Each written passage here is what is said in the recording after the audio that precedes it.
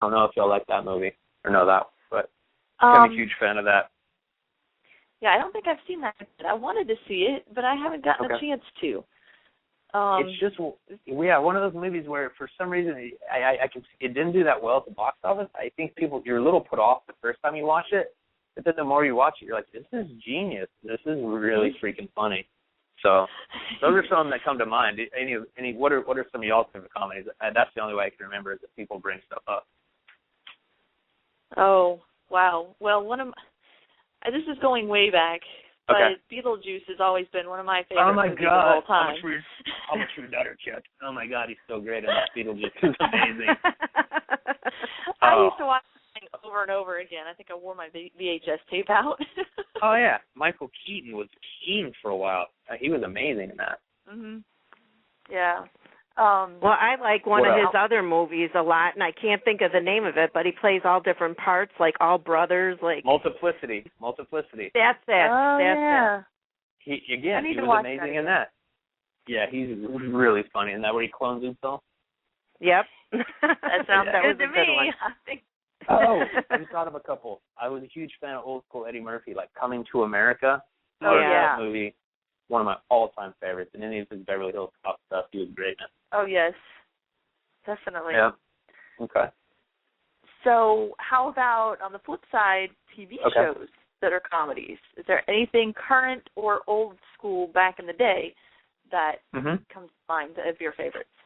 Absolutely. Grew up on Cheers. Loved that show. That was an amazing show.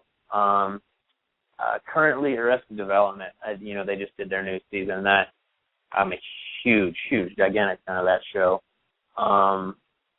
What else have I been watching? Have I watched recently? Everyone Loved Friends. They did a really good job with that show. Oh, yeah. It's Always Sunny in Philadelphia. Those people are ridiculously talented. I think they're really, really funny. And Curb Your Enthusiasm. You guys are genius. Larry David. Mm-hmm. Did y'all ever watch that one? Yeah. No, I've heard of it. He's fantastic. He's so good. And Seinfeld, obviously, was big for me as well. Well, would you ever think of writing like a webisode? You know how they have those web series? Absolutely. We've tossed that idea around, and we've come up with some really cool premises. We haven't gotten down to it yet. We've been focusing mainly on features, but I created a talk show with a group of my buddies that we were in talks to get it made, and it was going to be put out online. We've had to since go somewhere else. That company shut down, like their financing got pulled, so we're kind of thinking it to other aspects. But it's kind of imagine like The View for men, like The View meets the Man Show, and it's a very simple idea, but the group of guys that I have put together for it are hilarious, and I'm really proud of that. It's called Room Full of Pricks, and I'm pretty sure we'll be shopping that around. Yeah.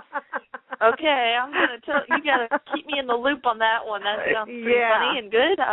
Let us know when that one comes available and where to see it. Absolutely, I'll definitely let y'all know. I mean, I've just got really lucky to have a group of friends that are hilarious. So we'll try to get that going. I got to tell you a couple of ones that if you haven't seen them yet or not sure if you've heard of them, definitely check them out. The X's on TV Land, fantastic, very funny. The X's, yes. I'm gonna write that down. Kristen Johnston from Third Rock from the Sun, she's amazing in that show. Nice. And then the a kind of lesser known one on OWN, and it's a Tyler Perry show. Love Thy Neighbor.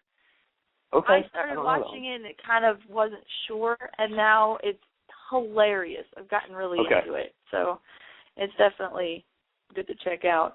Now I'm curious, who is your all-time favorite actor, and or if this is the same one maybe that you would be wanting to be in a movie with? Ooh, good Lord, that's another good one.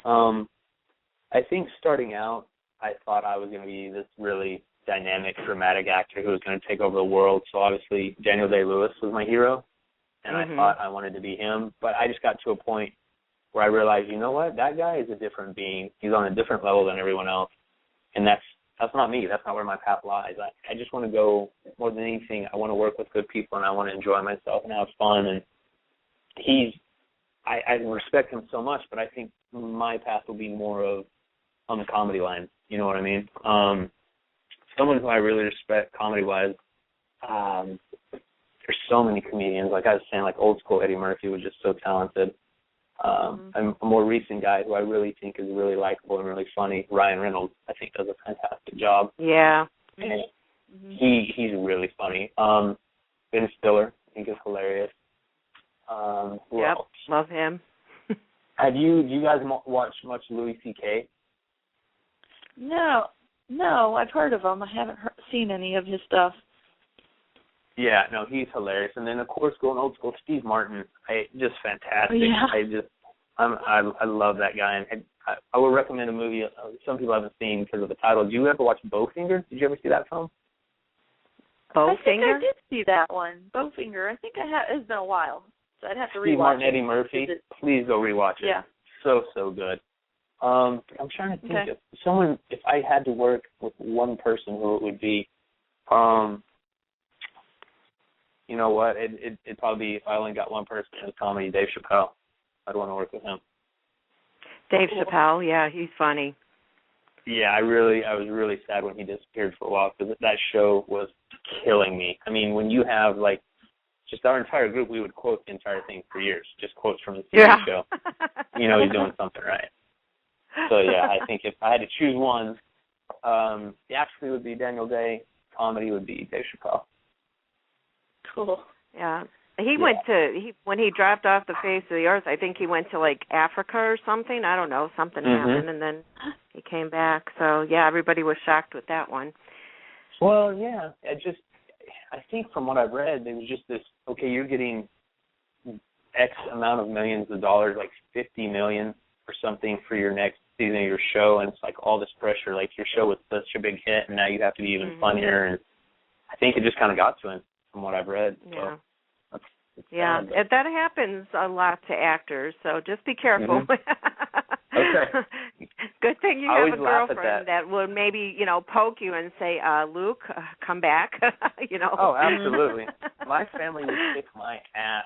I mean, they're not going to allow any sort of thing like that to happen. I've always, and I think maybe starting later in life and having to work as hard as I've worked and push up through the ranks, I don't really have a fear of that. You know what I mean? I'm ready for success when it comes, and I'll be happy to be there because I feel like I've put in a lot of time, a lot of hard work, and I think a lot of the problem comes if you get it too quick, and it's just you're from 0 to 60 in like 2 seconds, and you're like, hey, I came from nothing, but now no one will tell me no, and I can do whatever I want, and have enough money to do whatever I want. I think really kind of skews your value system and your sense of reality.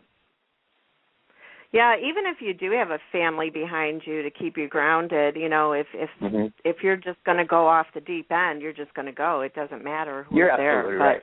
But, of course, it helps, Yeah, you're 100% right there. Like, if you're going to do it, there's really no stopping you. Right. Now, what was the first project you ever did behind the camera? Oh, okay. The first one I directed was a little short that I wrote and directed called The Promise. And it was just a really cute premise. I was really happy with that one. Learned a ton about maybe, acting in a film and directing it at the same time is not probably the easiest thing in the world to do. It's not something I recommend. Some people are fantastic at it. Like, I think Mel Gibson was one of the best I've seen to be acting in a gigantic movie and directing it and do it so well. I really don't know how you do it because those disciplines, to me, are completely opposite. As a director, you're saying, okay, this lighting, okay, his delivery, okay, I need him here, and you're watching every part of the production, whereas an actor, you're trying to act like none of that is there, and you're just trying to focus on the person that you're across from. So if I'm sitting across from you, and I'm like, Pam, did she really mean that? And then I'm like, okay, is that light hitting her the correct way? It's already messing with you. You know what I mean? So Right. I learned that. I like directing. I really like working with actors more than anything else, but that's really tough to do. So the next one I just did solely directing and let the actors take care of it. And I enjoyed that probably 100% more.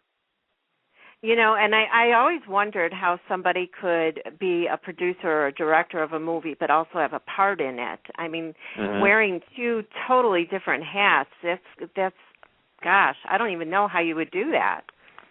But there's a lot of people that do. Yeah. I think you have to be pretty mentally tough, and I think acting and producing is one thing because we could kind of put off a lot of the problems that need to be dealt with until after our shot was done. Directing and acting, I have so much respect for people that can do that because you have to be doing it all at the same time in your head. It's kind of like you have to have 2 different parts of your brain all firing at the same time. Right. I mean, because when you go to act in front of the camera and being the director, there's not somebody that's going to take your place and tell you what to do then, you know? Well, yeah. I mean, exactly. And I think maybe that's where some people run into a problem where, like, their DP or something tries to give them the note. They're like, shut up, I'm directing this. I'm the lead actor. I know what I'm doing. Right. You just have to be, I think, insanely talented to pull it off. So I am not at that level. I couldn't separate the two of them. You know what I mean? Right. Did you ever think of taking any classes for, you know, producing or directing? Or that's have interesting. You? I have not taken any classes for that, and that was one reason I talked to my close friends and my girlfriend. I'm like, I'm kind of scared about this directing thing. You know, I've never gone to school for it. You know, are people going to laugh at me? Are they going to think this guy doesn't know what he's doing? But, you know, my girlfriend was really key in supporting me in that, saying, you're so talented. Like, I know you can do this. Like, I see the way you write. You already write like a director, and you're so good at working with actors. Just good team of people around you that know the technical side of it. Like, I had an amazing DP and great crew around me that if I told them, hey, this is what I want, they knew how to get it there.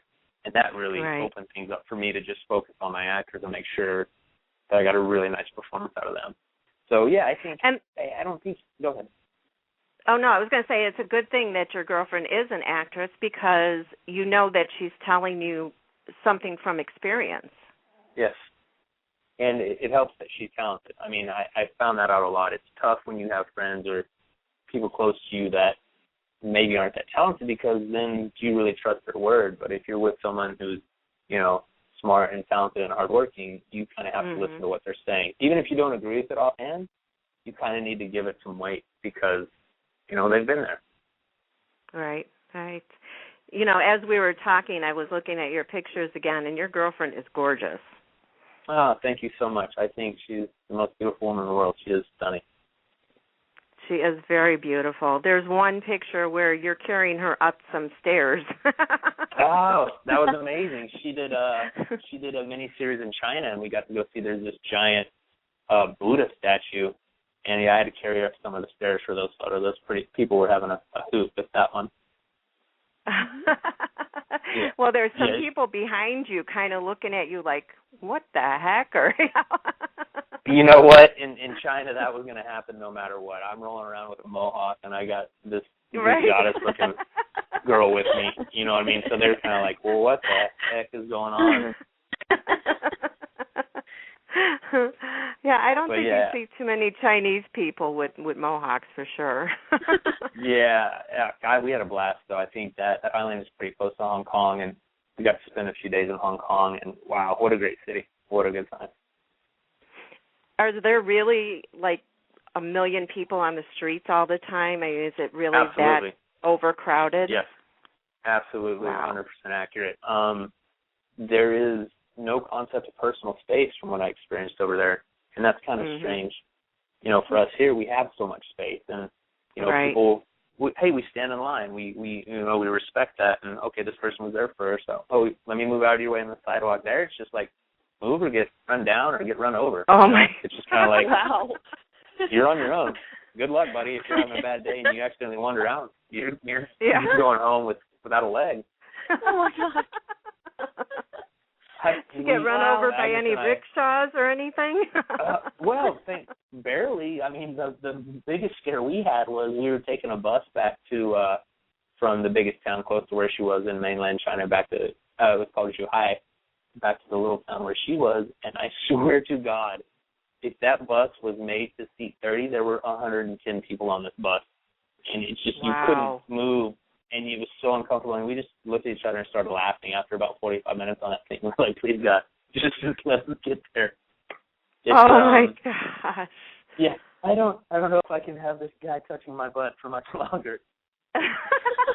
Oh, wow.